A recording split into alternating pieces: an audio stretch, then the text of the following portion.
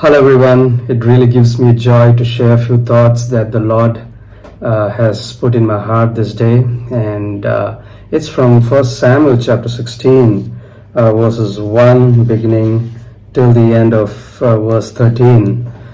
We read about how God chooses David, the anointed one, and we see that God's ways here are mysterious. How are we going to give room for God to act in our life? We read from verse 1 to 5 the excuse Samuel is making. Lord, if I go to Jesse's house, what will happen if I'm killed on the way by Saul? The time has come for God to act here. When God acts, there is no other way for us but to follow Him.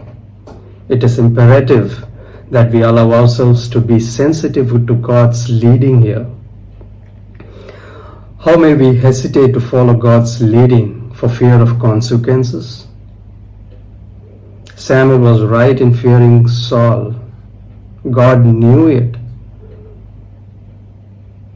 How may we be willing to follow God even when we do not see the reason for God's demand? God has His own way of working in our life. Let us follow where God leads without questioning God's wisdom here. The excuse made by Saul was not a reason to obey God in the way that He wants us to follow.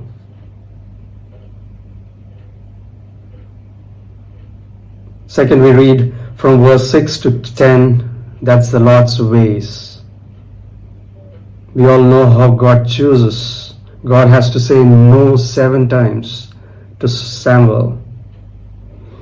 How were the elders of Bethlehem and the family of David not simply spectators, but involved in the drama enacted by God? What may we learn from their part? It is interesting how the Lord teaches the seasoned prophet that it is the heart that matters. In what ways may we judge with the outward appearance? How may we all in our choices keep to the point that it is the heart that matters? When God works, the patience of neither the prophet nor the people wears out. 7 times God has to say no, but when we learn to trust in Him and walk in His way and follow it, what are we going to learn from this?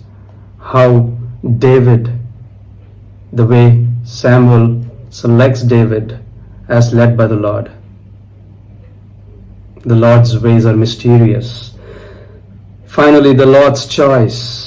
From verse 7 to 13, the Lord's choice was the climax of the story is beautiful here. In verse 12, it gives us 2 points.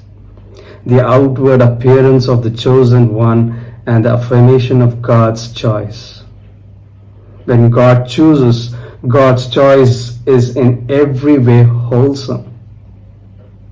Verse 13 gives the outcome of God's choice. Let us note that the Spirit of God came upon David mightily. God's choice lacks nothing, both outward appearance and inner enabling. God sees our inner heart. So dear friends, let us move on with a prayer this day, saying, Lord, help us to keep in step with the Holy Spirit, that we might walk where you lead us. God's ways are mysterious. May God bless everyone and take care, and I pray that you have a blessed day. God bless you.